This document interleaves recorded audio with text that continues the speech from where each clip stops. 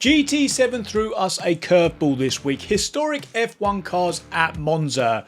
Then add in the fact it was a grid start and they let us adjust downforce on the car. That made this already difficult race even more difficult to survive. So this race was a case of driving fast and holding on. But could we hold on for a podium? Let's see. I'm not sure any of us were ready for this one. Right, brake on, traction control 2.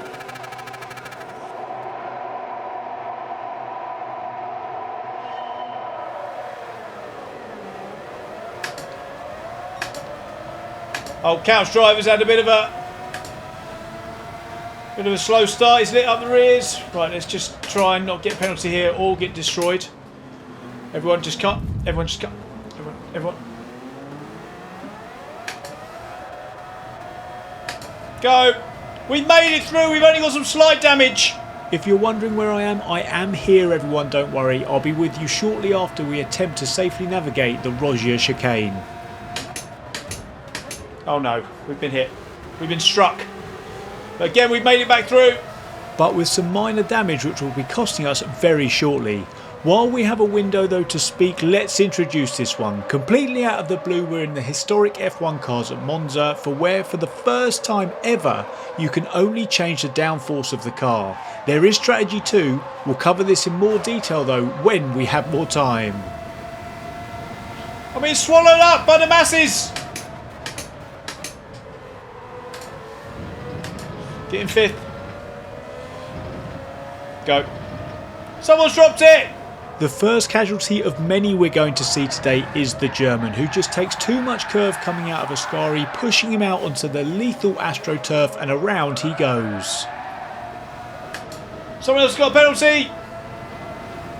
So much went on in the first lap, I missed this. P5 here just outbrakes himself into T1. There's contact and a 2-second penalty arrives on his doorstep.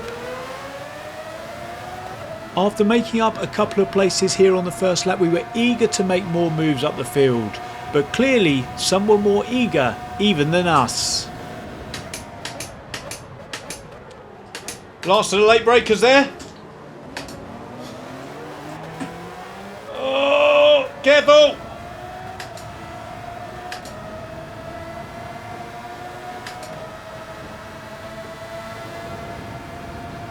Let's try and make a move here.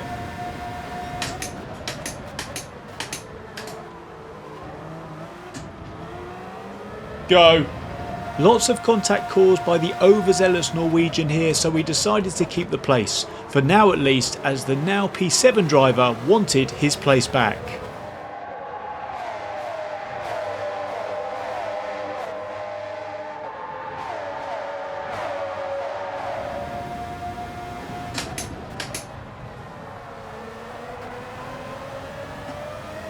He's got to be on the softs, hasn't he?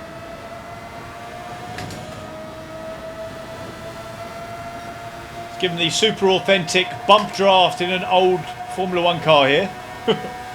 Send it.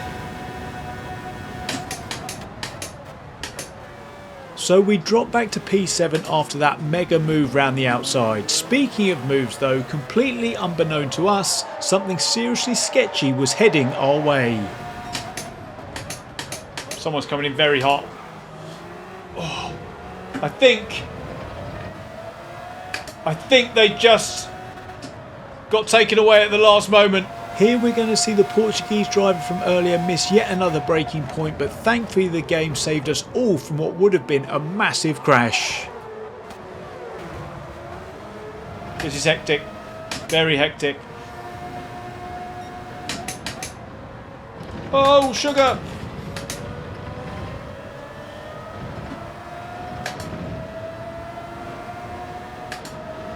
We are somehow still in this. Those sparks are great.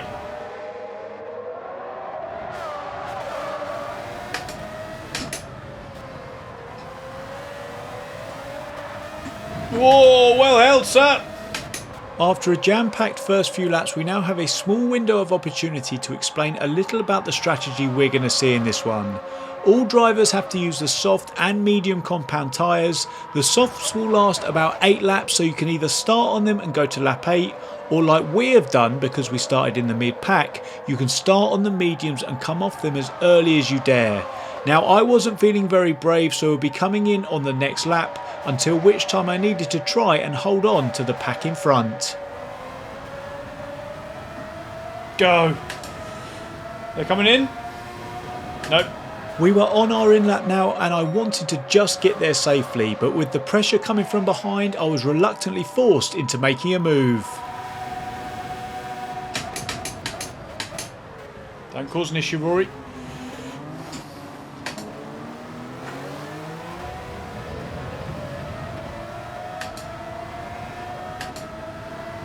We'd managed to avoid causing issue that time, however the drivers in front weren't going to be so lucky this time around. Oh no! Pinball! Please don't give him a penalty.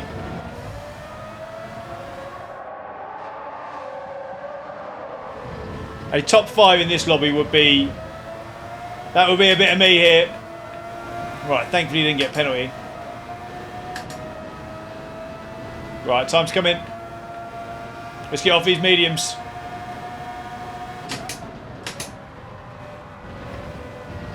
Get the required softs on. So you thinking the same thing?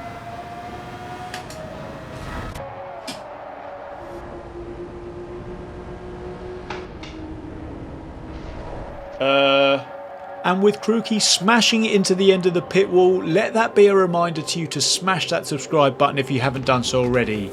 I'm pushing to try and get to 300,000 subscribers by the end of the year. Right, let's go.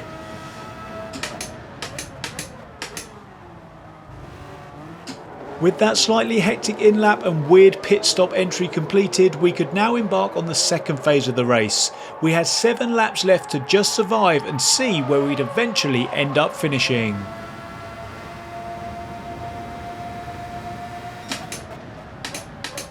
Just braking a little bit earlier here. I do not want to hit him again. Yellows! Someone's come a cropper.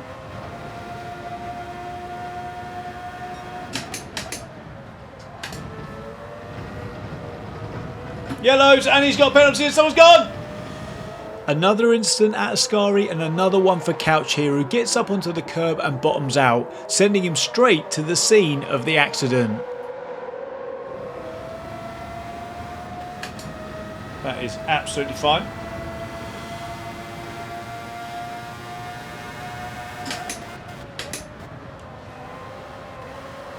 Approaching the halfway stage in this one now, I was happy to sit behind and work with the quicker driver in front, who was on an absolute mission following his lap 1 spin.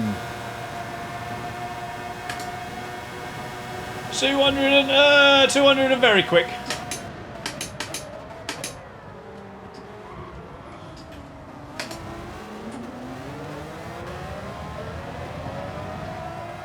We'll stay with him. Despite having a penalty, he's going to go for it here.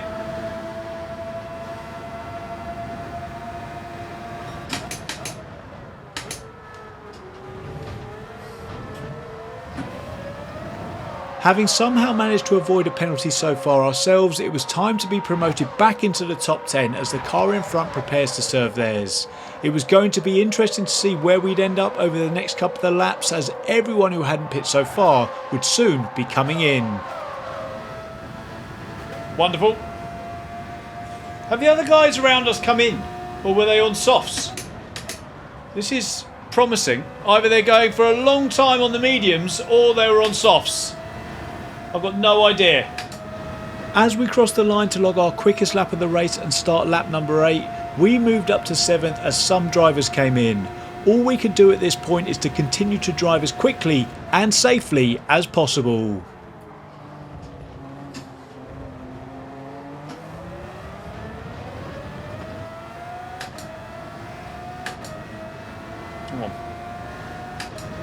I'm not too worried about that guy in front pulling away. He's the quickest guy on the circuit at the moment.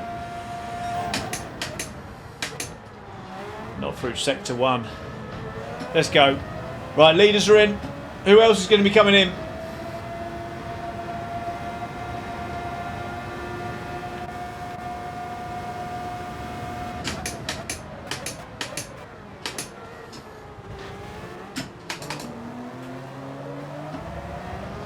I'm too scared to go out there in second. Now this was it. Everyone had made their compulsory pit stop and we were all going to the end. There was a big pack in front battling to P5. I needed to push as hard as I could if I had any chance of catching them. Need to get on the back of these guys. Have we got it? We're in the 25s now.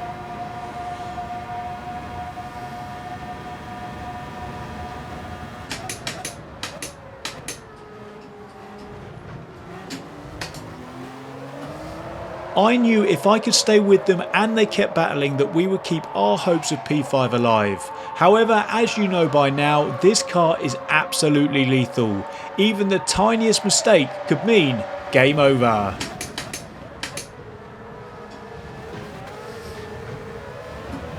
Right, we're just on them.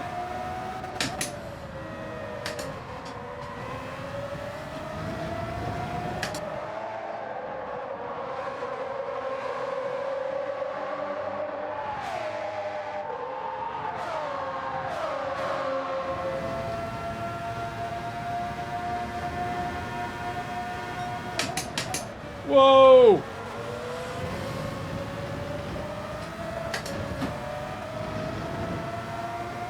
This could be interesting.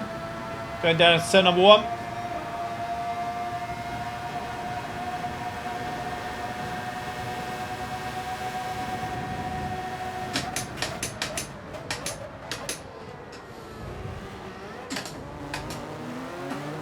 With that mistake from the car ahead, we were up a place and into P7, but thanks to the battling, P5 was pulling away. It was time now to try and see if we could manufacture something here to gain yet another.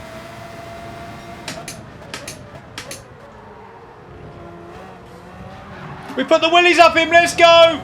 With all that hard work done and 5th now 2 seconds ahead, P6 would have been great, but then I started opening my big mouth. Right, now don't drop it. P6 would be great. Saying it once would have been bad enough, but then I decided to tempt fate once again. Don't drop it, Rory. Don't get any penalties either.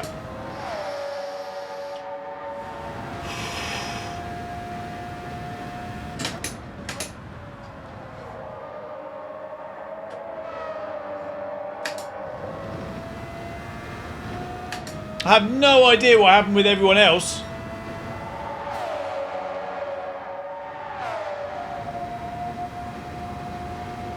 But let's go, final lap.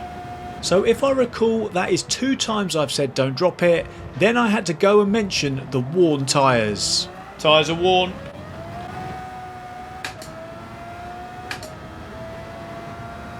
But then in one final blow to seal the deal, I put the icing on the cake. Can we get any more freebies?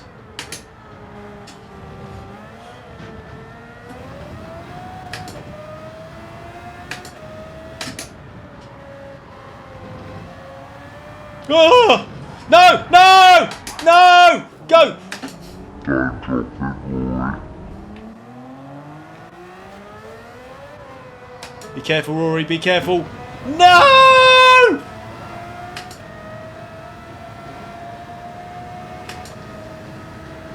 I wanted a freebie, not give a freebie.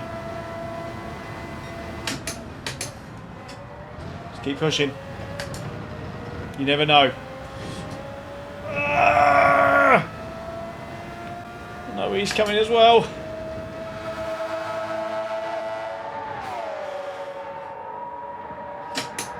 I believe they call that the bottle.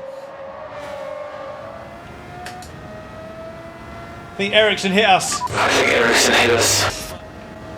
Oh, P7 though, I'll take it. I'll take it. Whew. This race reminded me of one from a few weeks back at Watkins Glen where it really was a case of either crashing or winning. You should check that one out here.